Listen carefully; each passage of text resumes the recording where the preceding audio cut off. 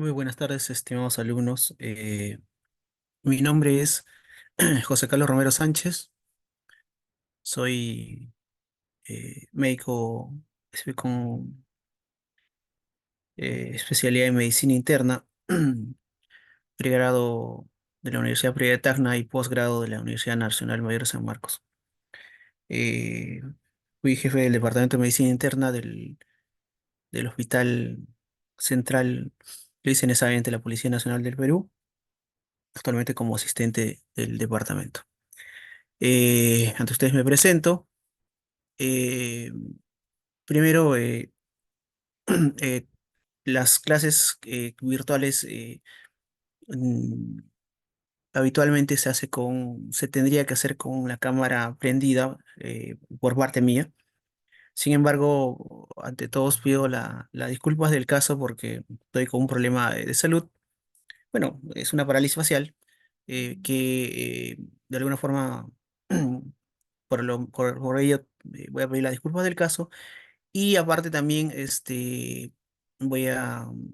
algunas palabras, no, se me hace un poquito complicado, este, la pronunciación. Si hay algo que no escuchan o no entienden, me avisan para poder repetirlo.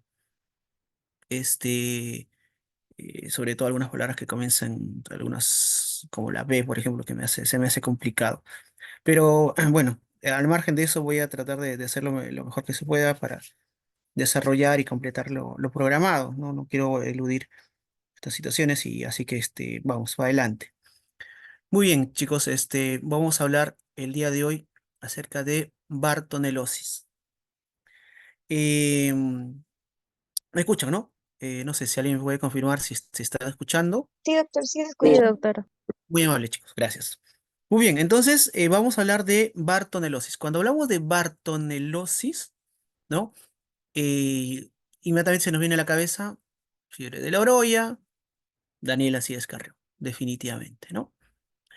Acá hay unos datos ahí para comenzar, ¿no? 13 de agosto de 1857 nace Carrión, ¿no? Día del paciente. El 27 de agosto del 85, ¿no? Ahí está más o menos le voy a comentar la historia, cómo sucedió. Se inocula la verruga peruana, ¿no?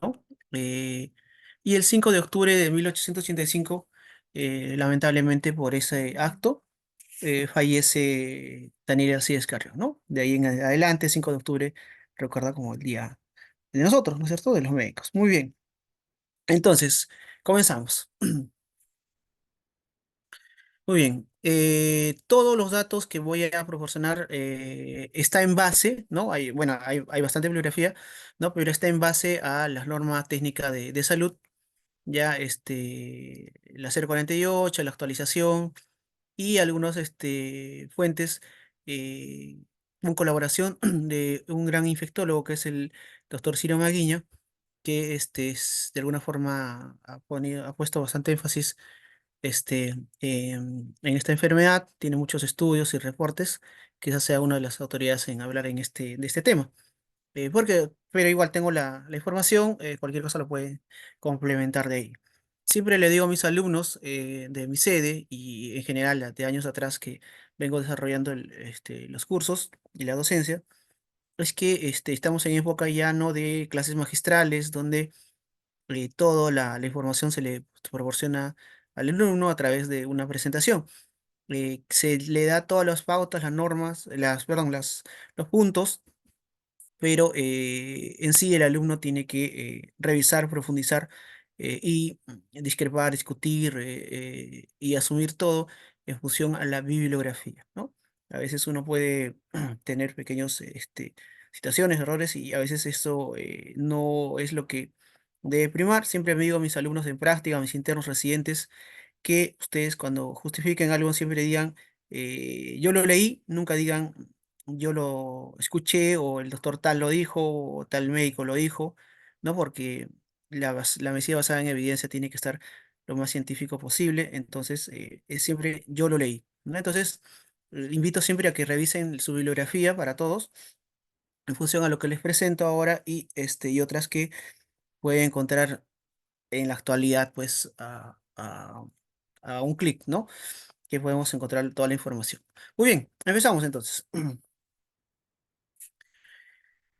Cuando hablamos de Bartonellosis, tenemos que hablar que no es una enfermedad nueva, no es una enfermedad reciente, no es una enfermedad o un grupo de enfermedades y síndromes ya que se conocen desde hace muchos, muchos años, ¿no? Se habla que Bartonellosis tiene datos históricos en nuestro medio, en el Perú, desde la época pre-Inca, ¿no? Esto a través de vestigios, obviamente no hay textos, no hay algo descrito, lo que se asume es en función a cerámicas, ¿no? A restos arqueológicos donde se evidencia, pues, estas cerámicas en forma de humana con estas tumoraciones, estos nódulos que se observan, ¿no? Que hace sospechar de que ya en ese entonces había estas lesiones verrucosas tipo botones que cubren la cara, ya tanto en la cultura mochica como en la cultura chimú, así como en otras zonas también de Sudamérica, pero principalmente acá en el Perú. Entonces estamos hablando de la época pre-inca.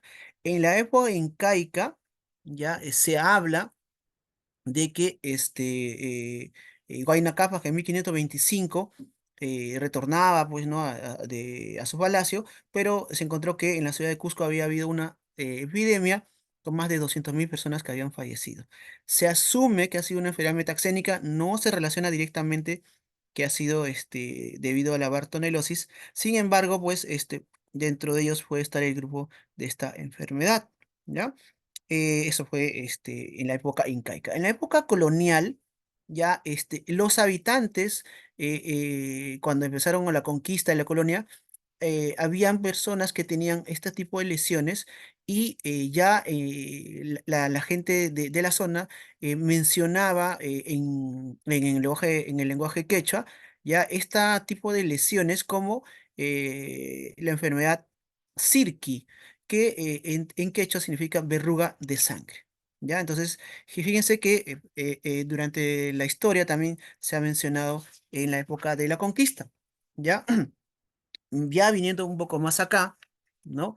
Este, em, Garcilaso de Vega describió la enfermedad como verrugas en tropas españoles que llegaron por primera vez a Coque, Ecuador, ¿no? En 1875, bueno, antes de que empiece esta epidemia y la tal llamada fiebre de Oroya, eh, em, el primer, el primero en describir fue Tomás Salazar en 1958. Él, al hacer su tesis de bachiller, describe la historia natural de la enfermedad, de esta enfermedad, reconociendo dos estadios. Uno que es la fase febril con anemia, ¿ya? Y una segunda fase que es la presencia de verrugas. O sea, esta descripción no fue nueva, no fue algo que se dio eh, después de Carrión, durante Carrión, sino mucho antes, ¿no? O sea, ya lo descubrió, ya lo había descrito en una tesis Tomás Salazar en 1858. No obstante, todo el tiempo ha habido la discrepancia, ¿ya? Entre que eran dos enfermedades diferentes. Entonces, todo inicia, ¿no? Con esa descripción de que ya había estos casos en este tesis para el bachillerato de Tomás Salazar, que ya lo había descrito tal cual es la enfermedad actualmente, ¿no? O sea, ya fue el pionero en ese sentido, ¿no? Entonces, en 1868 ocurre un hecho histórico en la que en Chile se ha construido el ferrocarril, uno de los primeros ferrocarriles, ya a través del ingeniero Henry Meigs. Este ingeniero vino a Perú para hacer lo mismo que se hizo en Chile, la construcción del ferrocarril, pero desde el Callao hacia la Oroya, ¿no? Se dice que requería más o menos unos 10.000 obreros, entre el 50% que eran chinos y otros entre bolivianos, nativos, chilenos, ¿no? Y que en 1870 se inicia la construcción de este proyecto, ¿no? Pero justo en ese año aparece una serie de casos, ¿no? Caracterizada por fiebre, anemia y obviamente muchos fallecidos, que Juan Corbo lo denominó como fiebre de la Oroya, ¿no? A pesar de que la Oroya estaba muy distante a todo el hecho que sucedió, se creía de que traían en la tierra y todo esto, que materiales que utilizaban de alguna forma se habían contaminado y lo estaban asumiendo como tal, ¿no? Entonces, por eso denominaron fiebre de la Oroya a este suceso que ocurrió en 1870, donde se estima que habían fallecido aproximadamente 7.000 personas, ¿no? Muy bien, ya yéndonos a Carrión, ¿no? Entre 1870 y 1875, que fue toda esta etapa de fiebre, anemia y lo que se denominó la fiebre de la Oroya, ya vamos a hablar brevemente de Carrión. Carrión, como ya conocemos, Daniel Cíes Carrión, ya fue estudiante de medicina, ¿no? Postuló en 1879 y posteriormente en 1880 ingresa a la Facultad de San Fernando de la Universidad Nacional Mayor de San Marcos, ya, y obviamente por temas de la guerra, las clases se dice que lo hacían de forma clandestina. Ya en el 85, ya en 1285, Carrión trató de hacer para su tesis de bachillerato, ya la descripción de esta enfermedad, ¿no? Entonces, con la ayuda de un médico joven, ¿no? El 27 de agosto, ya, este médico joven se llama Evaristo Chávez, ya se autoinocula, proveniente de la sangre, proveniente de una lesión, una verruga en la ceja derecha de un paciente llamado Carmen Paredes, ¿no? De 14 años, que se encontraba hospitalizado en el Hospital 2 de Mayo, en el pabellón La Merced, con la Sala Merced, se inocula, ¿no? En el brazo y 21 días después ya presenta los primeros síntomas, o sea, el 17 de septiembre, ¿no? Eh, y obviamente pasa todo su periodo, desarrolla la enfermedad y lamentablemente el 5 de octubre fallece, víctima obviamente de esta enfermedad, ¿no? Entonces, él quería demostrar esta teoría de que ya lo había descrito, lo habían descrito anteriormente, que se trataba de una sola enfermedad, la fiebre con anemia ictericia, el periodo agudo, más la correlación con la parte crónica, la parte de la proliferación de verrugas, ¿no? Esto es lo que quería demostrar. Esto sucede en función a que después del brote que hubo, habían muchos médicos de la Universidad de San Marcos y de médicos de la estación ferroviaria, ya que decían que eran enfermedades diferentes una y otra, ¿no? Entonces no había una relación directa. A pesar de toda la evidencia que había, ellos decían que no se trataba de una misma enfermedad, sino eran diferentes enfermedades. Entonces, en esa discusión, lo que quiso demostrar Carrión fue justamente eso, ¿no es cierto? Ya, y vamos a hablar ahora de Alberto Barton. ¿Quién fue Alberto Barton? Alberto Barton, fue igual un médico que lo que quiso demostrar es el agente etiológico, ¿no? Y él es el que inicialmente en sus reportes, en sus estudios, encontró al famoso bacilo de Barton, que él lo denominó como bacilo de Barton, ¿no? Que era el agente que ocasionaba esta fiebre de la orolla. No fue hasta el año 1913, ¿no? Que las expediciones de Harvard con los médicos de Harvard, ya en su segunda expedición, ya demostraron que definitivamente este agente era una bacteria llamada Bartonella bacilliformis, en honor justamente a Alberto Barton. ¿Ya? Antes de ello, a pesar de que Carrión hizo todo su sacrificio, no reconocieron muchos médicos que tenía relación eh, las dos fases de la enfermedad. No fue hasta 1937 que recién, ¿no? En Harvard también reivindicaron a Carrión y llegaron a identificar que se trataba de la misma enfermedad, ¿no? Entonces tuvieron que pasar muchos años en realidad, no es que falleció y ya lo reconocieron, la verdad que tuvo que pasar el siglo, que en 1937, para que pudieran reconocer a Larry, ¿no?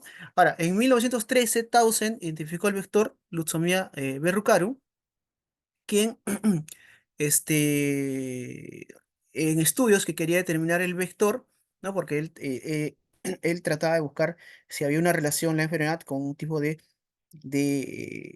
de artrópodo o insecto que haya sido el vector de esta enfermedad, ¿no? Y que inicialmente no podía encontrar porque buscaba en insectos hematófagos que hacían su función durante el día, ¿no? Entonces, a través de las personas que referían, le dijeron de que este, estos mosquitos eran hematófagos nocturnos, ¿no?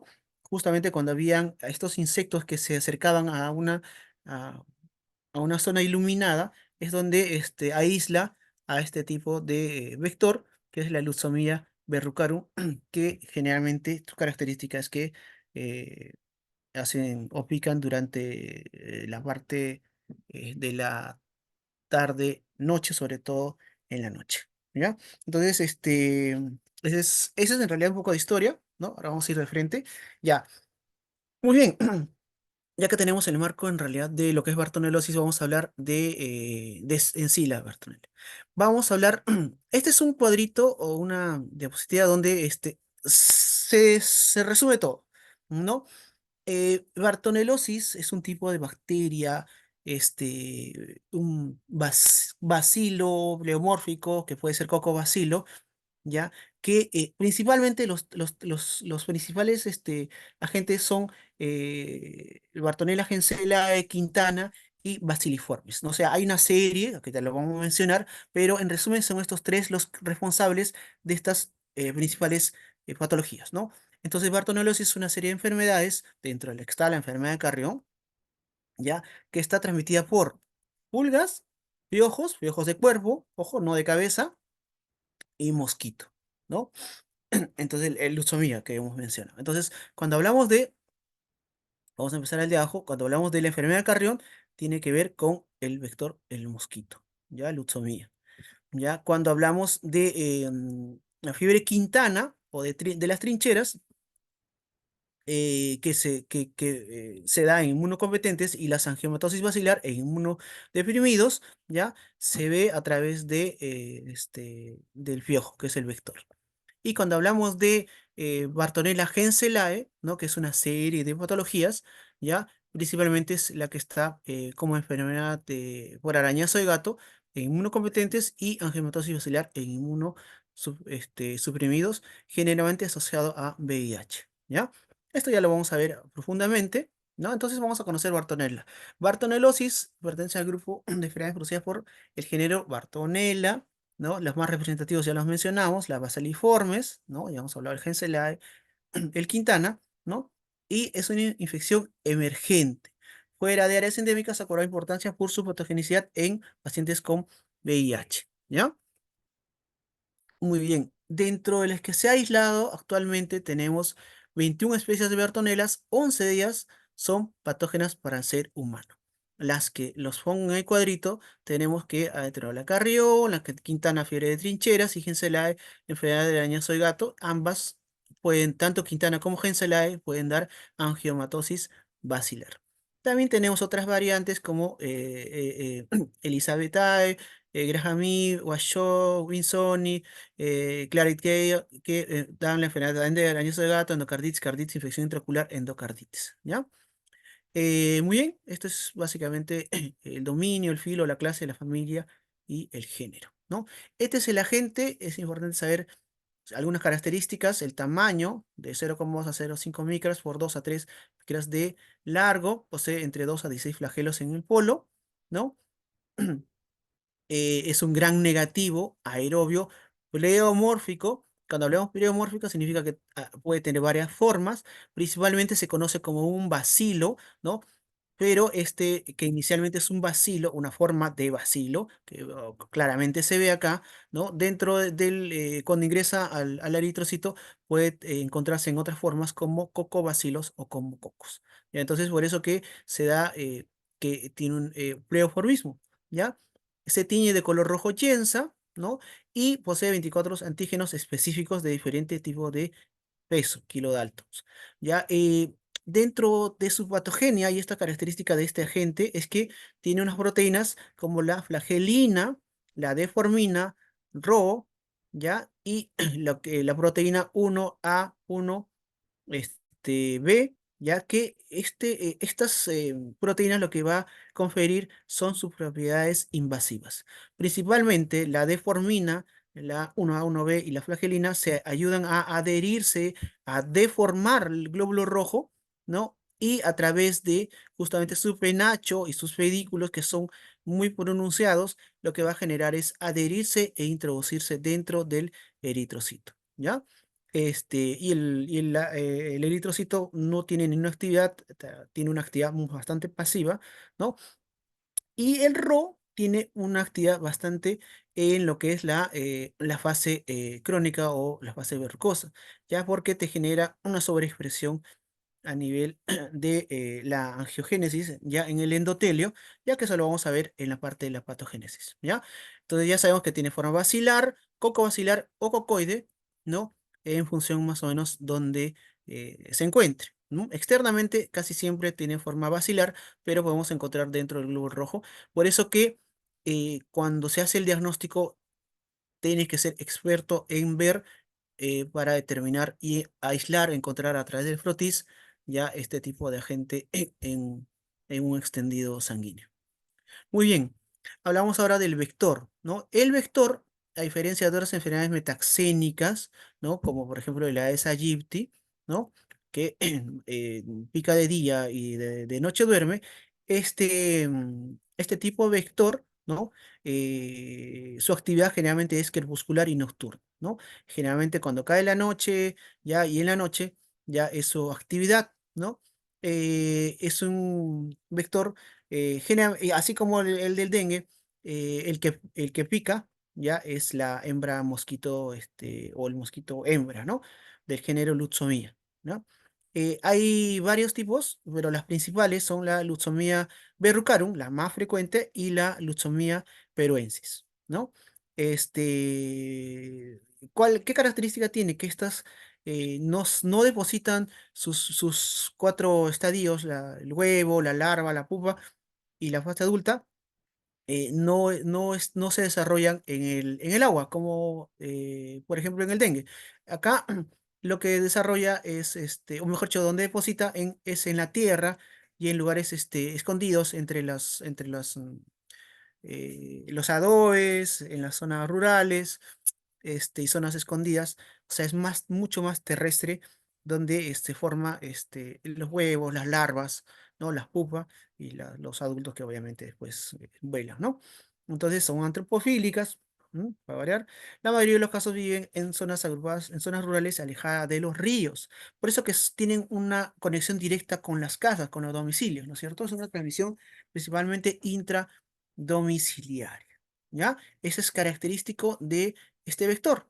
También le conoce en la sierra y en las zonas donde se desarrolla como titira, manta blanca, plumilla y angelillo, ¿ya? Ese es el tipo de la lutzomía, ¿ya? Tanto verrucarum como peruensis, ¿ya? Muy bien. Acá un cuadrito donde se ve en qué zonas más o menos se han encontrado. Recordemos que Towson en 1913 se encuentra el primero, que es el Berrucarum, ¿no? En Guarachirí, ¿no? Después se llegó a aislar PCR en el 2004, ¿no?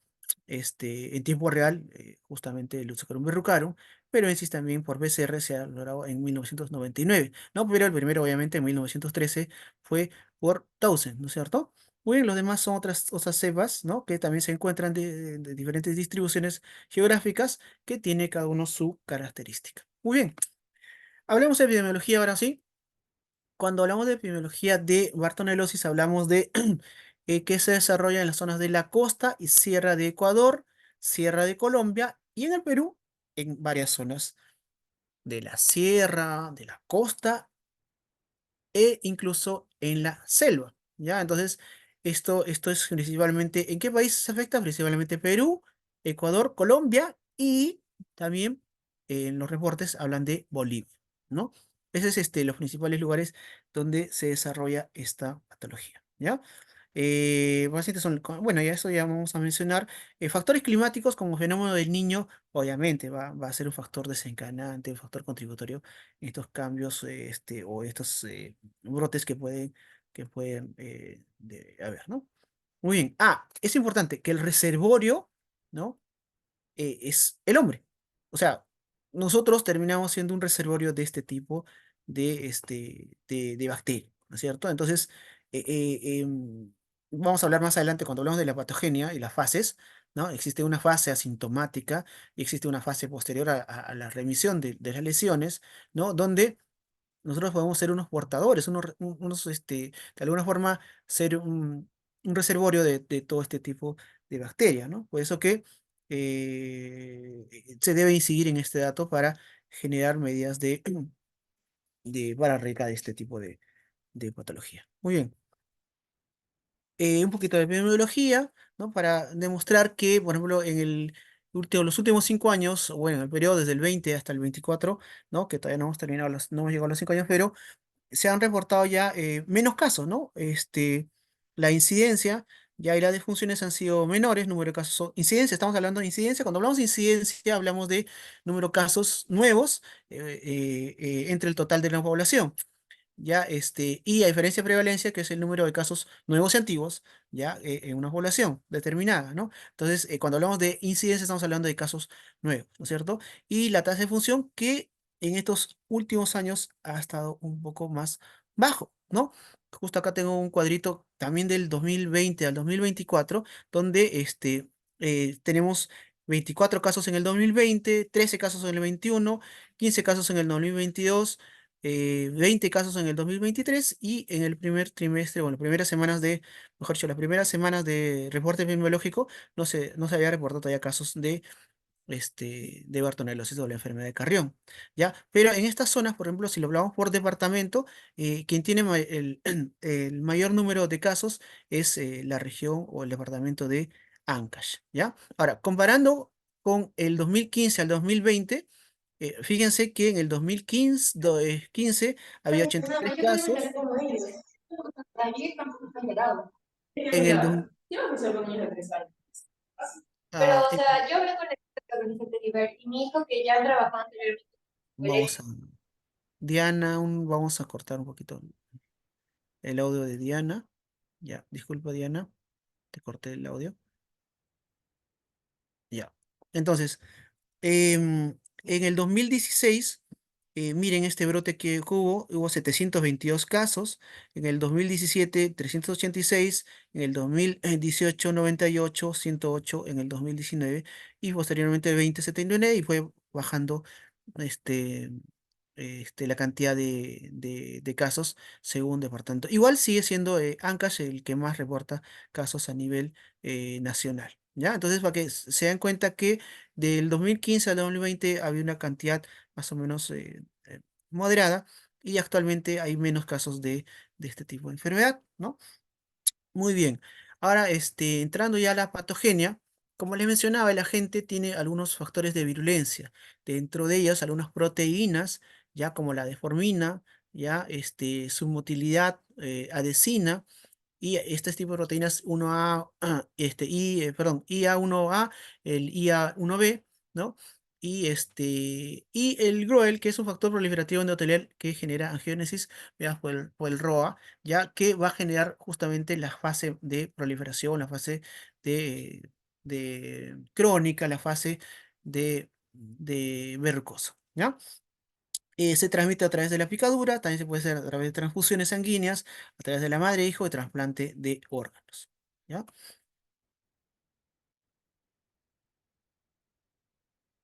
Muy bien. Entonces, ya sabemos cómo está la gente, ya tenemos nuestro vector, ya sabemos cuál es su patogenia de la Bartonella. Entonces ahora vamos a ver cómo desarrolla la enfermedad. Esta bacteria es obviamente inoculada a través de leucemia, ¿no?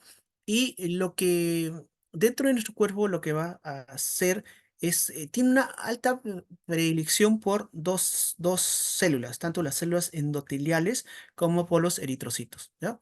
Entonces, debido a su motilidad flagelar, que tiene una gran movilidad, y eso le confiere una gran virulencia, ¿ya? Lo que va a hacer es primero adherirse fijamente, ¿ya? Al eritrocito una vez que ingresa, atraviesa, el cuerpo no lo reconoce, llega hasta el torrente sanguíneo. Cuando llega al torrente sanguíneo, se va hacia el eritrocito, ya de alguna forma, a través de la deformina, logra de alguna forma alterar la estructura del glóbulo rojo y a través de tanto su motilidad flagelar y sus este, sus factores de virulencia, es introducirse dentro del glóbulo rojo, ¿ya? Para replicarse dentro de ella, ¿no? Entonces, de alguna forma, lo que genera es lo que va a hacer es meterse dentro del glóbulo rojo, dentro del eritrocito, ¿no?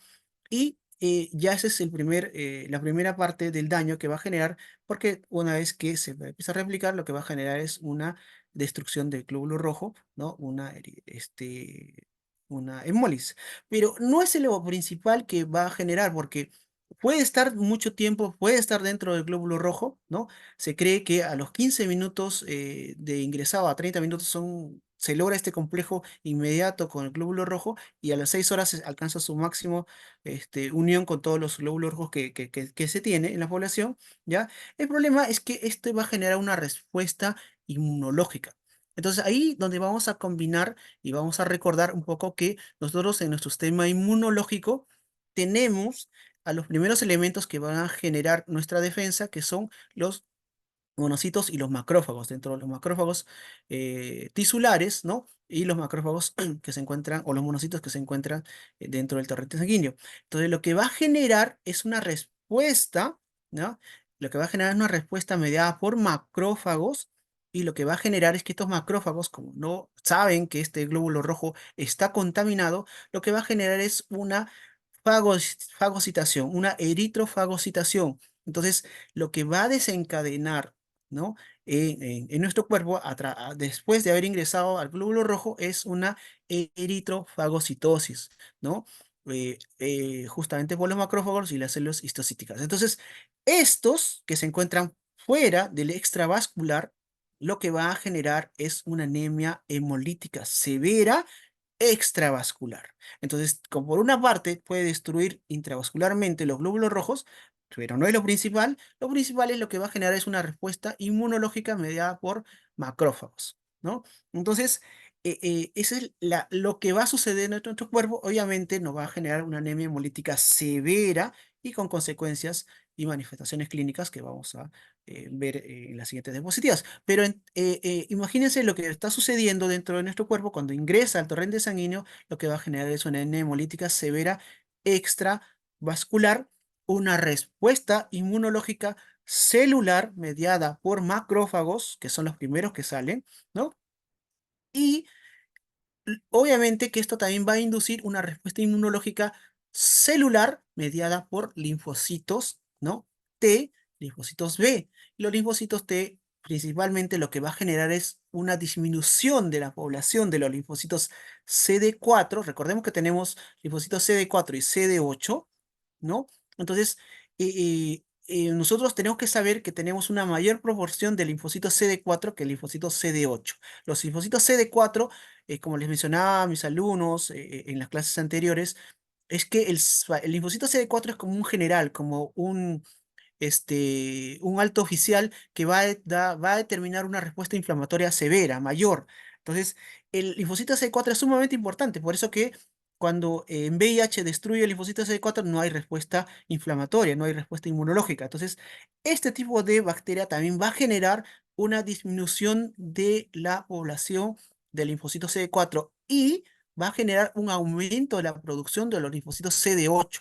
Ahora, los linfocitos CD8 lo que va a generar son supresores, es decir, va a invertir la polaridad, que debe ser mayor de CD4 que la de CD8.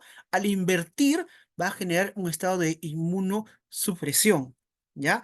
Eso ocurre también en gestantes, ¿no? Paréntesis aparte, en una gestante, de forma fisiológica, hay una inversión de la proporción de linfocitos CD4 con linfocitos CD8. Esto sucede también en formas patológicas como el VIH, donde hay destrucción del CD4 y obviamente ahí no hay respuesta inmunológica, ¿no? Entonces, fíjense que nuestra inmunidad está alterada también debido a este tipo de bacterias. Los linfocitos CD4 disminuyen, los linfocitos CD8 supresores van a aumentar. Entonces, obviamente estamos en un estado de inmunodeficiencia. Este estado de inmunodeficiencia, ¿ya? También lo han denominado coloquialmente el SIDA cholo.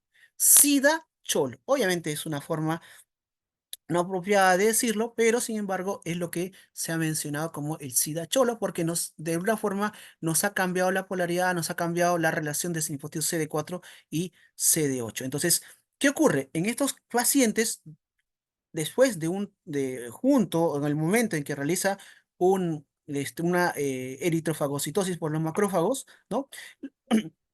Va a generar también una respuesta celular ya con depresión de CD4. Entonces, un estado de inmunosupresión. En ese contexto, también en la parte humoral, la inmunidad humoral, ya va a disminuir los complementos, tanto el C3 como el C4. Ya entonces el paciente está inmunosuprimido. Y al haber inmunosupresión, da pie a que haya infecciones oportunistas, ¿no? Dentro de ellas tifoidea, tifus, leptospira, infecciones urinarias, neumonías, todo tipo de infecciones por hongos, histoplasma, todo tipo de infecciones porque ahí está dañado tanto la inmunidad celular como la humoral. Entonces, fíjense que no es tan sencillo, no es tan fácil que esta bacteria no solamente se metió al glóbulo rojo, generó anemia, no, no es así. Te genera una respuesta inflamatoria con supresión o con supresión, con inmunodeficiencia, ¿no? Entonces, por eso que está bien justificado la denominación, sí. Obviamente que no, claro, no es lo más apropiado denominarlo coloquialmente el SIDA cholo, ¿no? Entonces, eso es lo que ocurre ya en la parte aguda, ¿no? En la parte aguda. También genera este tipo de bacteria, se va a meter a las células endoteliales. Y al se mete tanto al glóbulo rojo como a las células endoteliales, lo que va a generar también es una hiperproliferación de las células endoteliales. Lo que va a generar entonces es un factor angiogénico, es decir, va a aumentar la formación de vasos, ¿no? Y tejido dependiente de vasos, ¿ya? Durante este periodo infeccioso, ¿no? Y posteriormente esto, en la fase, después de la fase intermedia, la fase latente va a generar la fase crónica, formación de verruga, ¿ya? También genera depresión transitoria, que les mencioné, los CD4, CD8, ¿no? Y obviamente con todo esto también se genera una respuesta inflamatoria mediada por interleuquina 10, interferón gamma, en los casos severos, que va a ocasionar obviamente daños en diferentes órganos. En el sistema nervioso central va a ser encefalitis, no va a generar miocarditis, no va a generar nefritis, no va a generar todo tipo de inflamación, porque recordemos que el endotelio está cubriendo todo nuestros órganos, ¿no? Entonces puede ser una respuesta o una enfermedad básicamente mediada, o las manifestaciones clínicas están básicamente mediadas por una anemia aguda severa, pero también por una respuesta inflamatoria, ya que se va a desencadenar, y a esto sumamos que después genera inmunosupresión, te va a generar infecciones asociadas. Ya, este es en resumen también lo que les acabo de mencionar, un periodo de incubación, la bacteria actúa como un parásito porque se mete al glóbulo rojo, ¿no? Prácticamente como un hematíe parasitado. Hay una fase hemática y una fase histioide, que esta es la fase ya crónica de la formación de verrugas, ¿no es cierto? Por un fenómeno angiogénico también te va a generar verrugas muy sangrantes, ¿no?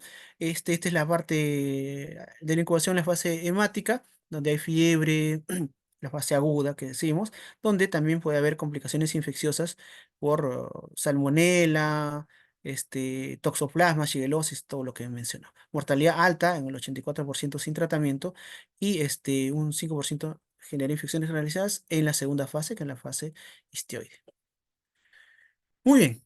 Entonces, ya que más o menos tenemos un panorama de lo que sucede, cómo actúa esta bacteria, ¿no? Entonces, tenemos manifestaciones clínicas que lo dividimos en tres formas. La forma aguda, anemizante, la forma crónica verrucosa y la bacteriemia asintomática. La forma aguda, ¿no? Anemizante, ¿no? La fiebre de la orolla es la forma más grave, que tiene una letalidad que va desde el 2 hasta el 90% sin tratamiento, con periodo de incubación de 60 días, ya en promedio, porque puede ser de 10 días hasta 210 días durante 2 a 4 semanas, ya que no tiene síndromes prodrómicos específicos, o sea, son totalmente inespecíficos, pero va en función a algunos factores, por ejemplo, si es niño, si es anciano, si tiene alguna enfermedad inmunosupresora, va en función a la respuesta inmunológica, ¿no? Entonces, en función a ello, puede haber fiebre moderada, intermitente, hiporexia, malestar general, escalofríos leves, mialgias, artralgias, cefalea, náuseas, vómitos, disnea. Signos, palidez progresiva, obviamente, porque hay una anemia. Hay ictericia, porque hay una anemia hemolítica, pero una anemia hemolítica no inmunológica. Es por eso que si ustedes le van a pedir CUMS, obviamente va a salir un CUMS negativo, ¿cierto? Postración, letargia, linfadenomegalia, porque también infiltra el sistema retículo endotelial y obviamente va a haber hepato, esplenomegalia con adenopatías, ¿no es cierto? Por eso hay linfadenomegalia, hepatomegalia, esplenomegalia, ¿no? Y anasarca, un edema generalizado, ¿ya? Entonces, eso es lo que ocurre ya teniendo en cuenta lo que hemos explicado, ¿no? Entonces, una anemia aguda anemizante, ¿no? Que puede ser de leve a severa, ¿no? Ya grave, ¿no? ¿Qué factores de riesgo pueden generar la progresión de la enfermedad? Uno, el retardo de inicio de terapia, ¿no? Obviamente estamos en épocas donde ya tenemos antibióticos, diferentes tipos de antibióticos, diferentes opciones terapéuticas, ¿no? Y sería un pecado, pues, ante una sospecha, no iniciar un tratamiento. Sabes que el paciente tiene fiebre, tiene anemia, ¿no? Y otros síntomas no tan específicos, pero viene de una zona endémica, ¿no? O está en una familia donde alguien ha tenido, ¿no? O de alguna forma ya tuvo un tipo de verruga, todo lo que te podemos ver en la parte socioeconómica, en la parte epidemiológica, obviamente tenemos que dar tratamiento, ¿no es cierto? Entonces, el tratamiento temprano va a mejorar el pronóstico, ¿no? Extremos de la vida, la gestación, recordamos que ya les he mencionado que la gestación hay una inversión de la inmunidad, ¿no? Desnutrición, enfermedades subyacentes, anemia preexistente. Obviamente, si tienes anemia y encima le pasa una anemia hemolítica de este tipo, obviamente pues vas a entrar en shock y vas a fallecer, ¿no es cierto? Que tengas una parasitosis, diabetes y alcoholismo. Muy bien. Este, en la fase aguda, ¿qué diagnóstico diferencial vamos a ver? O sea, si tenemos un paciente con fiebre, ictericia, ¿no? Fiebre ictericia, obviamente, fiebre ictericia no, podemos pensar en hepatitis, fiebre ictericia y anemia, podemos pensar si estamos en la selva, en malaria, ¿no? Si estamos teniendo fiebre, ictericia, hemorragia, estamos pensando en leptospira, ¿no? En riquecias, brucela, ¿no? Meningitis, ¿no? De por sí una anemia hemolítica autoinmune que te va a generar ictericia y obviamente no va a haber fiebre, una anemia hemolítica, una anemia plástica y no leucemia tampoco. O bueno, puede haber fiebre, leucemia como una fiebre tumoral, ¿no? Pero también vamos a hablar de fiebre tifoidea, ¿ya? Bueno, acá un grafiquito de María tifoidea. Bueno, quienes quieren profundizar, hay una historia muy bonita sobre María tifoidea, una portadora sana de Salmonella tifi, cocinera, que donde iba a trabajar, todos se morían porque ella era portadora sana, ella no desarrollaba enfermedad, pero a todo donde iba a trabajar, este, los habitantes de esa casa fallecían, ¿no? Eso es una historia bastante interesante en epidemiología. Muy bien, la forma aguda del embarazo, obviamente, aparte de la complicación de la anemia que puede suceder, puede producir aborto, óbito fetal, un parto prematuro y muerte materna, porque hay una transmisión placentaria al recién nacido, una letalidad del 25%. Muy bien, ¿qué factores de riesgo asociados a la mortalidad, ¿no? O sea, cuando yo digo este paciente se puede morir, cuando el paciente entra en coma, es cuando hay un daño a nivel neurológico. Ahora, doctor, pero usted habló que solamente va al eritrocito, al sistema, a las células endoteliales. También se encontraba en pacientes de que puede atravesar la barrera hematoencefálica y se puede hacer daño directo al tipo de tejido, como en el caso de a nivel cerebral, ¿no? Pero también por una respuesta inflamatoria, o sea, por varias formas puede entrar en coma, ¿no? También por shock hipovolémico y por diferentes formas puede entrar en coma. Anasarca, ¿no? Edema en todo lado, cuando presenta púrpura, porque hay un daño a nivel medular, una afección medular, y cuando hay hipotermia. Estos cuatro signos son importantes, o sea, tiene un paciente que tiene una sospecha de que sea una bartonelosis, ¿no? Con anemia, ictericia, fiebre, ¿no? Entonces, ¿qué van a hacer? Si el paciente entra en coma, obviamente en coma, ¿no? Tiene anasarca sí se ve que no es tan aparatoso, pero no es que esté en coma, la púrpura e hipotermia son factores de riesgo que van a predecir mortalidad. ¿Ya? Entonces hay que tener mucho cuidado, hay que dar tratamiento, hospitalizarlos, seguirlos y darle un tratamiento adecuado. Criterios de alarma, aparte de los que he mencionado para factores de riesgo de mortalidad, tenemos fiebre alta, taquimia, pulso débil, hipotensión, estado de conciencia alterado, liguria, hipotermia, púrpura, anemia severa, deterioro clínico, sin tratamiento anticolinérico ambulatorio, ¿no? Muy bien, esa es la parte aguda. Después viene una parte latente, una parte donde deja se va la fiebre, deja de ser hemólisis, este, y todo vuelve a la normalidad. Sin embargo, hay un periodo donde este paciente no tiene muchos síntomas, ¿no? Ya, eso vamos a hablar en la siguiente diapositivas, pero les menciono porque esa es la segunda fase. Y la tercera que estamos hablando es la parte verrucosa, la forma crónica verrucosa. Obviamente una verruga es una formación de nuevos capilares a partir de las preexistentes y por la proliferación de células endoteliales, bacterias, infiltrado mixto de macrófagos, monocitos y neutrófilos polimorfos nucleares. La bartonela se puede encontrar rodeando a las células del endotelio, ¿no? Debajo del endotelio, alrededor del endotelio. Bartonella bacilliforme es un factor estimulante angiogénico. Cuando hablamos de angiogénico, estamos hablando de proliferación de vasos, nuevos vasos, neovasos, ¿no? Y esto va a generar, pues, tejido nuevo, ¿no? El tejido aberrante, ¿no? Más el proceso inflamatorio. Recordemos que cuando un endotelio se daña, el endotelio dañado, lo que va a generar es un proceso inflamatorio crónico, persistente, ¿no es cierto? Donde va a tratar de repararse a través con las plaquetas, se activan las plaquetas, va a tratarse de generación de fibroblastos, va a generar todo el sistema de coagulación. Entonces, al generar ese daño va a producir una formación de tejido aberrante. Y obviamente, como esta bacteria es bastante, tiene un factor estimulante angiogénico, va a generar nuevos vasos. Por eso que estas lesiones son sumamente sangrantes, ¿no? Son bastante característicos que ni bien uno lo traumatiza de alguna forma, ¿no? Lo raspa, ¿no? Esto genera un sangrado bastante profuso porque está bastante irrigado, ¿no? Es más, esto se asemeja a los hemangiomas que podemos tener, ¿no? No sé si ustedes han visto hemangiomas, ¿no? Son como tumoraciones de vasos, ¿no? Que son bastante sangrantes. Entonces, básicamente tienen el mismo principio que un hemangioma, ¿no? La verruga peruana se da tanto en pacientes inmunocompetentes como inmunocomprometidos. Ojo, no es que, no, al inmunocompetente le da, al inmunocompetente no, igual, es por ambos la verruga peruana. ¿Ya? Muy bien, la forma crónica empieza después de 1 o 3 meses de la forma aguda, a veces no va a presidir la forma aguda. Eso también es importante. Cuando dicen, no, tiene que ser aguda, después latente, después crónica, no. Puede ser cualquiera de las fases, ¿ya? Es más, después puedes desarrollar la forma verrucosa, ¿ya? Pero sin necesidad de haber atravesado la parte aguda. Es más, puede ser que no hayas atravesado o puede ser que haya sido asintomático, ¿no? O sea, ha sido tan limitado que no te has dado cuenta y después van a ser las verrugas. Entonces, no va precedido siempre de la forma aguda. Siempre son preguntas que a veces lo toman en consideración. Ojo, ¿no? Las formas que se presentan, hay una forma miliar, una forma nodular y una forma mular. También puede haber formas mixtas, pero generalmente son únicas, ¿no? O sea, de un solo tipo, ¿no? Pero se ha visto casos también mixtos. ¿M? ¿Dónde se localiza? Generalmente el miembro superior, inferior y cara, ¿no? signos, síntomas, sangrado de las verrugas, artralgias, infecciones dérmicas, sobreagregadas, mialgias, pruritos, validez, linfadenopatía. Sin tratamiento, suele remitir entre 2 a 6 meses. Lo característico de estas lesiones es que no deja cicatriz.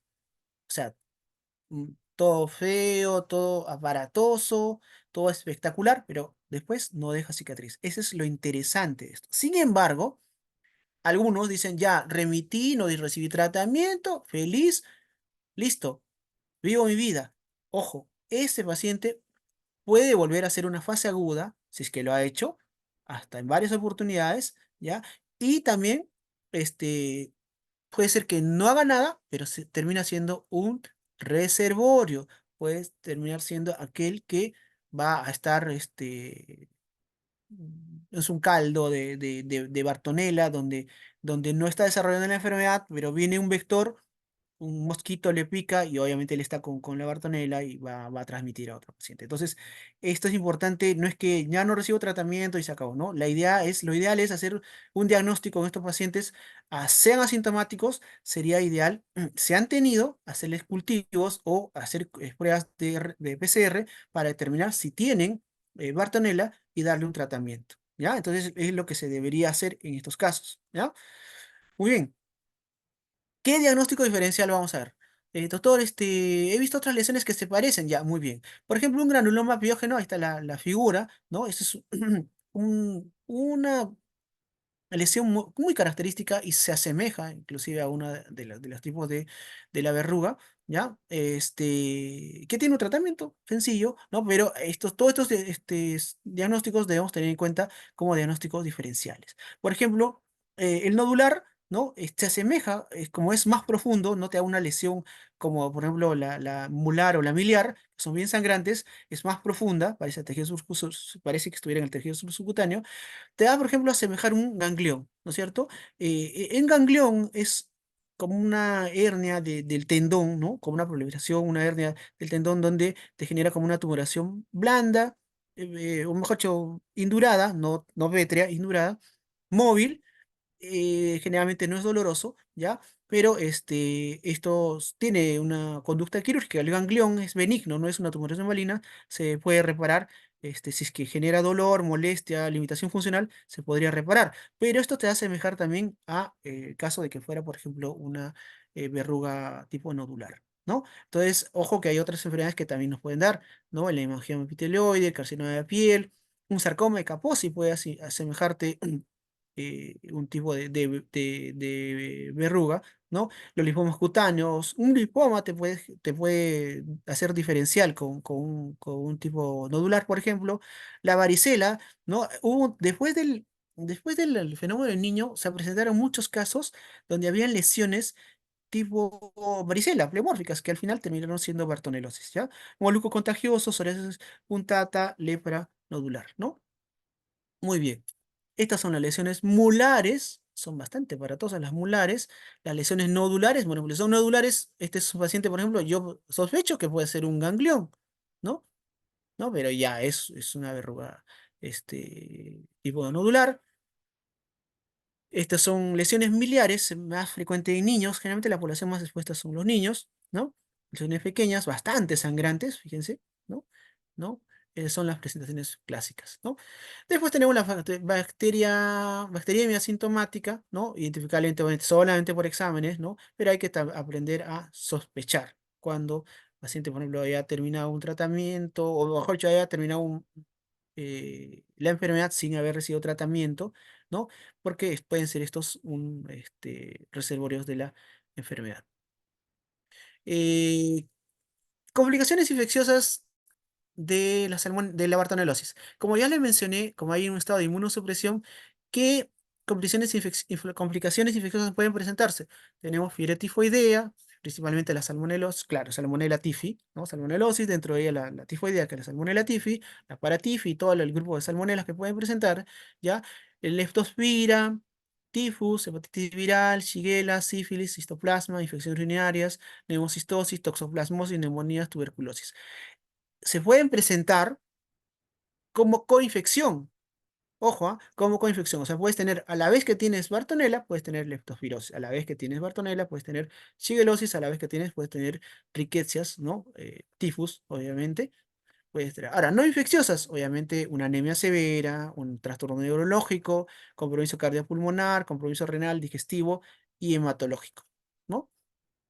Eh, Muy bien, ya hemos terminado la parte de las manifestaciones clínicas. ¿Cómo hacemos el diagnóstico? Obviamente tienes que tener un antecedente epidemiológico, áreas de transmisión endémica, áreas antecedentes de haber tenido una forma aguda o antecedentes de haber tenido forma crónica. Doctor, yo tuve esa verruga ya, muy bien, se mejoró, se trató todo muy bien. Entonces, estás expuesto a que vuelvas a hacer, ¿no? Tengo un familiar que tiene Bartonella aguda. Bien, estás expuesto. Entonces, todos estos datos epidemiológicos son sumamente importantes. ¿Qué exámenes le vamos a realizar a estos pacientes? Va a depender si es la fase aguda, eruptiva o asintomática. La parte aguda, ¿no? Generalmente se puede determinar con un frotis periférico. Es decir, toman una muestra de sangre, lo extienden en una lámina y se mira al microscopio. Va a depender la sensibilidad y la especificidad de qué. La especificidad es muy buena. ¿Por qué? Porque si logran encontrar, o sea, la especificidad es muy alta, pero la sensibilidad es variada. ¿Por qué? Porque va a depender de quién lo mire, ¿cierto? Es ojo dependiente. Es quien tenga el expertise de poder observar e identificar estos glóbulos rojos infestados, ¿no? Infectados. El frotis en la fase eruptiva también sirve, en la fase asintomática también sirve, ¿no? Pero sobre todo es mucho mejor en la fase aguda. Los cultivos demoran mucho, tiene que tener un medio muy especial, ¿no? Pero sirve en la fase aguda y en la eruptiva. También en los asintomáticos sí, obviamente, porque obviamente, si no hay nada, puedes esperar tranquilamente el tiempo en que va a crecer, ¿no? Cuando son el cultivo y la histología, obviamente no te va a servir en la fase aguda porque no hay lesión que biopsiar, no hay nada que podamos ver, solamente en la fase eruptiva donde nos va a servir, obviamente. ¿No? Inmunofluorescencia indirecta, sobre todo en la eruptiva, ELISA en la eruptiva, Western blot, sobre todo en la eruptiva, ¿no? Pero también te va a servir en la fase aguda, obviamente. Idealmente, el que va a funcionar en todas las fases va a ser PCR. PCR no como proteínas C reactivas, sino como reacción de cadena de polimerasa, por si acaso, moleculares. Entonces, el diagnóstico en la fase aguda, ¿no? Obviamente va a tener una anemia hemolítica, va a aumentar los reticulocitos, ¿no? Va a aumentar las transaminadas, las bilirrubinas van a aumentar. ¿Qué vamos a hacer? Protis de sangre periférica, ¿no es cierto? Coloración de Jensa, porque agarran muy bien, ¿no? Y se va a evidenciar los glóbulos rojos parasitados, ¿no es cierto? Formas bacilares o cocoides o cocobacilares, ¿cierto? Tiene una baja sensibilidad, pero como le digo, tiene una alta especificidad. Métodos indirectos tenemos ELISA, tenemos IFI o inmunofluorescencia indirecta, Western blot, que es muy bueno, y PCR finalmente para reacción de cadena polimerasa para diagnóstico, ¿no? En la fase crónica, ¿no? Obviamente, si tenemos la lesión, lo que nos va a servir definitivamente es la biopsia, ¿cierto? La biopsia, podemos hacer, ya hemos mencionado que puede servir todo lo demás, pero lo mejor sería una biopsia con una coloración bastante especial que se llama la coloración de Worthing-Starry, que nos va a determinar y diferenciar inclusive, porque no pinta con hematocefilina, eh, em, eh, y no va a diferenciar de otro tipo de lesiones, ¿ya? Listo, pasamos al tratamiento. Ya hablamos básicamente es como una bacteria de antibióticos, ¿no? Las normas no han cambiado mucho desde 2007 porque no hay tampoco mucha resistencia. Entonces, el tratamiento no ha variado mucho. Entonces, se da por grupos etarios en niño o adolescente menor de 14 años, menor de 45 kilos, que pese menos de 45 kilos. La droga de elección es la amoxicilina más ácido clavulánico. Como alternativas tenemos ciprofloxacino, clorfenazol y clotrimazol. Estamos hablando de la fase aguda no complicada, ¿ya? El adolescente o mayor de 14 años o adultos utiliza ciprofloxacino, ¿no? En gestantes se utiliza amoxicilina más ácido clavulánico. No se utiliza ciprofloxacino, obviamente, por un tema de afección en el desarrollo del feto, ¿no? No se utiliza mucho quinolonas. Sin embargo, en el adulto sí, y tiene otro fin. Recordemos que cuando hay coinfecciones, cuando hay inmunosupresión, que ingresa principalmente la salmonela, entonces tenemos de pasadita, cubrimos con ciprofloxacino, cubrimos también salmonela, en el caso se haya una coinfección o haya una complicación de esta situación, ¿no? De esta fase. En el tratamiento de la fase aguda complicada o grave, obviamente si es complicada o grave, que hemos hablado los signos y síntomas que van a determinar si es complicado o grave, obviamente el tratamiento es endovenoso. Ya básicamente da ciprofloxacino, que es una quinolona, más una cefalosporina de tercera generación como la ceftriaxona, ya tanto en niños, adolescentes menores de 14 años, menores de 45, como también lo mismo, el mismo esquema para adolescentes mayores y adultos, ¿no? Ceftriaxona más ceftriaxona, más, obviamente, ¿ah? El tiempo de tratamiento son 14 días generalmente, ¿ya? Y en gestante, obviamente, no vas a dar ciprofloxacino, vas a dar ceftriaxona más clorfenicol, ¿ya? Eso es lo que utilizamos. Como alternativas tenemos ceftazidima, bueno, que es básicamente una cefalosporina de tercera generación, pero la diferencia es que cubre pseudomonas. Puedes utilizar amicacina, ¿no? Y en gestantes utilizar ceftriaxona más amicacina o ceftazidima más amicacina. No utilizamos quinolonas en gestantes. En la fase crónica eruptiva, ¿no? O verrucosa, ¿no? Vamos a utilizar principalmente la acitromicina porque son eh, tiene un efecto inmunomodulador en la angiogénesis, ¿no? Eso ya se ha demostrado también. ¿Ya? Entonces, utilizamos bastante los macróleos, ¿no? Muchos utilizan eritromicina, en algunos textos van a encontrar acitromicina. Lo cierto es que cualquier macróleo nos va a ayudar para detener estas lesiones crónicas eruptivas, ¿cierto? En todos los grupos podemos utilizar la acitromicina, no hay problema. Como segunda línea podemos utilizar la rifampicina, ¿no? En todos los grupos etarios, perdón, grupos de niños, adolescentes y gestantes, ¿no? Obviamente, nuevamente en la gestante no utilizamos ciprofloxacino, ¿no? Muy bien. Eh, Listo. Espero que no se hayan cansado todavía. Falta un poquito, por favor, un poquito más. Vamos a ver brevemente ya para no dilatarla mucho. Ya hemos hablado de la enfermedad de Carrión, las fases, todo. Vamos a hablar ahora de otras Bartonelas. Otras Bartonelas, principalmente estamos por Bartonella genselae y Bartonella quintana. La Bartonella genselae te va a generar una serie de síndromes, como el síndrome febril o una fiebre de origen desconocido, te va a dar la enfermedad de arañazo de gato, te puede determinar bacteriemias, endocarditis, enfermedad hepatoesplénica, encefalopatías, enfermedades oculares, otras manifestaciones de diferentes órganos. Por ejemplo, en este cuadrito acá lo que se ve es, obviamente, si ves unas lesiones por rasguño, ¿no es cierto? Entonces esto se sospecha de que fue por arañazo de gato. El arañazo de gato es una eh, linfoadenopatía o inflamatoria, generalmente benigna, ¿no? Generalmente compromete una sola región, ¿no? Entonces, obviamente la extremidad afectada, si en el brazo que tienes las lesiones, generalmente se va hacia los ganglios, al sistema ganglionar, y va a generarte una linfaadenitis, una linfadenopatía benigna, ¿no? Que generalmente se puede inclusive autolimitar, ¿no? Pero también puede ser que esta enfermedad del año de gato puede presentarse, no frecuentemente, es raro, pero puede haber compromiso con encefalitis, miocarditis y otras infecciones a nivel sistémica, ¿no? Entonces, ojo que hay que tener mucho cuidado, que si bien es cierto, puede ser benigno, que solamente te va a comprometer el ganglio, que puede inclusive hasta generar una fístula y generar supuración. Lo cierto es que el tratamiento no es tan complicado, ¿no? El tratamiento no es complicado, pero hay que saber diagnosticar. Obviamente que también tenemos una lesión así, obviamente vamos a pensar en diagnósticos diferenciales, vamos a pensar que fue una tuberculosis, vamos a pensar que fuera alguna enfermedades de transmisión sexual y todo dependiendo también de la zona, ¿no? Pero si tienes el antecedente del gatito, ¿no? Si tienes el antecedente de que te ha arañado, obviamente el gato se transmite de un gato a otro a través de una pulga, ¿no? Las pulgas es el vector para ellos, ¿no? Y esta Bartonella se encuentra en las heces de estas pulguitas y estos animalitos se encuentra, obviamente, las heces que se encuentran en su piel, ellos se rascan, se encuentran en sus uñas y las uñas terminan siendo como el vector, ¿no es cierto? Como el que no va a inocular en nuestra piel, rompe nuestra barrera, que es la piel, ¿no? Entonces va a inocular la Bartonella, la Genselae, obviamente. Pero también puede darse por mordida o simplemente que tengas una herida. ¿no? Y que acaricias al gato, que obviamente tiene esas pulguitas y está contaminado, ¿no? Entonces puede adquirir la enfermedad del arañazo de gato. Ya, ojo que hay que tener cuidado, no solamente es, bueno, inicialmente se dice arañazo de gato, pero también puede ser por mordedura o por simplemente el contacto con estos animalitos, ¿no?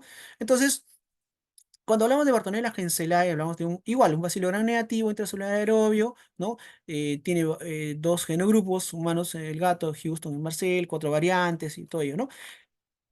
Y la inmunidad está en eso, lo que les mencioné, ¿no es cierto? Está por la pulguita, le contagia a los gatos, o sea, mejor dicho, les deja sus bacterias en los gatos a través de sus heces, ¿ya? Y esto va a generar una infección en el humano. Va a depender, depende si es inmunocompetente o inmunosuprimido. Si es inmunocompetente, nos puede ser asintomático, puede dar la famosa enfermedad de arañazo de gato, ¿no? Como la que he mencionado, una meningoencefalitis, una neuroretinitis, bacteriana osteomielitis, una enfermedad hepatoesplénica, ¿no? Pero también nos puede generar en pacientes inmunocomprometidos, por ejemplo, pacientes que tienen VIH, angiomatosis basilar, que es en la piel, y peliosis hepática, es decir, las mismas lesiones que parecen como si fuera un hemangioma en la piel, ¿no? Todos sangrantes, violáceas, todo eso puede dar en el hígado y en el vaso, ¿no? Sobre todo en el hígado, ¿no? Bacteriemia crónica, ¿no? Y cuando el problema puede ser de forma continua, crónica, persistente, una bacteriemia continua, recordemos que una bacteriemia lo que va a generar es que se depositen en las válvulas y va a generar daño valvular y va a generar una endocarditis infecciosa. ¿Ya? Entonces, si bien es cierto, puede ser algo tranquilo, la Bartonella hensela, algo que no va a ser tan severo, recordemos que puede generar manifestaciones clínicas muy serias y inclusive algunas que pueden ser mortales, ¿no? Entonces, podemos, manifestaciones clínicas tenemos fiebre prolongada, em, manifestaciones hepatoesplénicas como la periosis hepática basilar, la angiomatosis basilar, ¿no? Las lesiones que se ven en la piel y dentro del hígado, las mismas lesiones a nivel hepático, ¿no? Hepatoesplenomegalia con ruptura espontánea de vaso, fíjense, ¿ya? Va a haber dolor abdominal, fiebre prolongada, ¿no? La, este, también otras manifestaciones pueden ser oculares, mira estas lesiones oculares que se tiene, a nivel de retina también, una neuropatía óptica, panuveitis, ¿no? En pacientes que tienen sobre todo VIH, ¿no? Te va a generar una angiomatosis basilar, que son lesiones dérmicas, ¿no es cierto? Que se está muy asociado a pacientes con VIH, ¿no? Pero esto puede tener una repercusión. Fíjense en esta tomografía, se ven lesiones también que captan contraste, ¿cierto? Que hay lesiones tipo hemangioma, ¿no? Esto se llama peliosis hepática.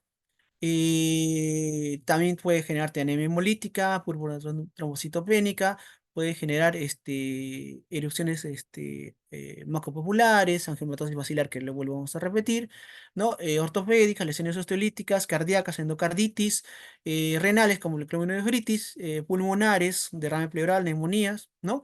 El diagnóstico básicamente es, bueno, vas a encontrar un BCG normal, leucocitos normales, enzimas hepáticas normales, o sea, no, la sospecha si es que tuvieras, le vas a hacer pruebas con este, PCR y serología con IFI,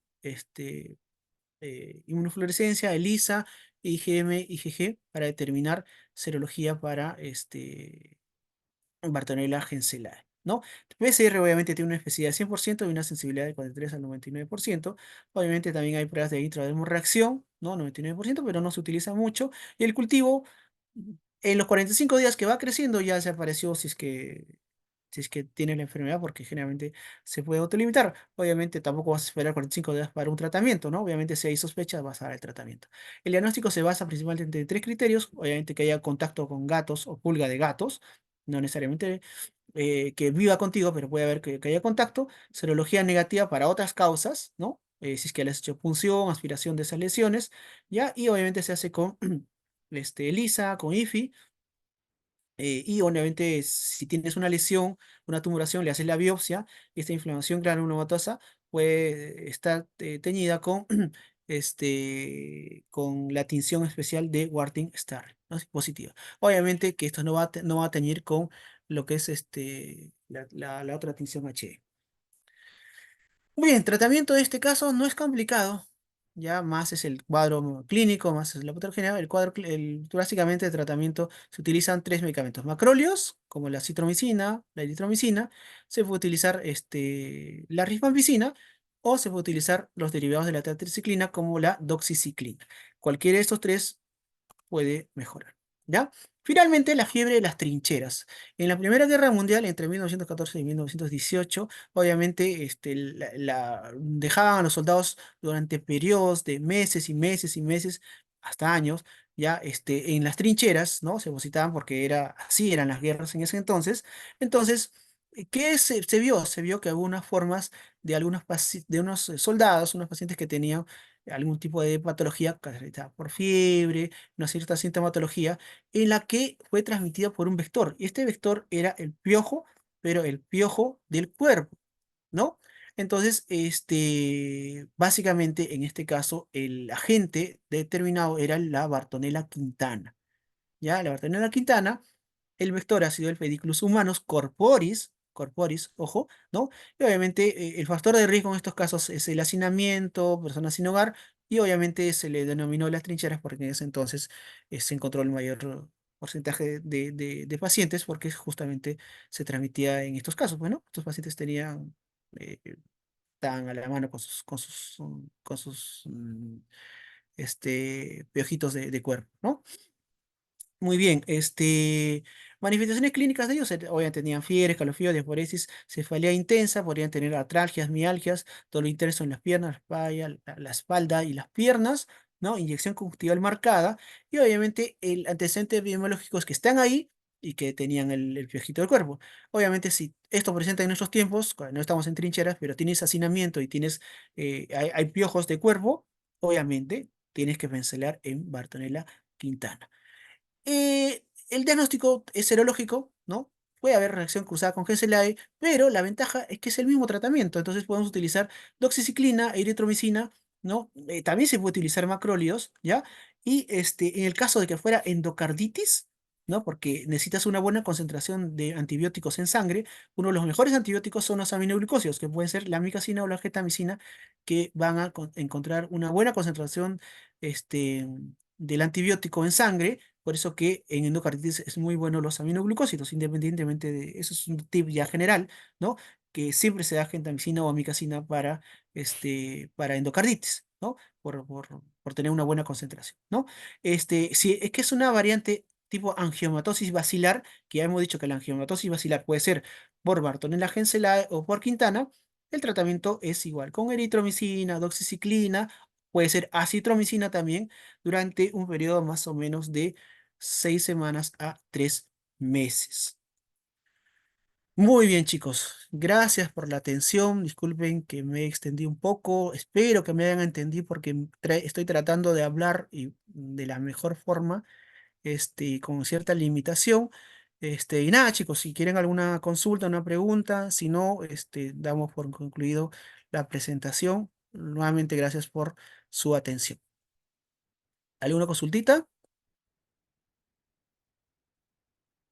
¿Todo bien? Sí, Todo doctor, claro, todo doctor. claro. Listo, chicos. Muchas gracias por la atención. Nada, nos vemos en una próxima. Cuídense mucho. Hasta pronto. Gracias, doctor. Hasta luego. Gracias. Hasta luego, Buenas tardes. chicos. Hasta luego.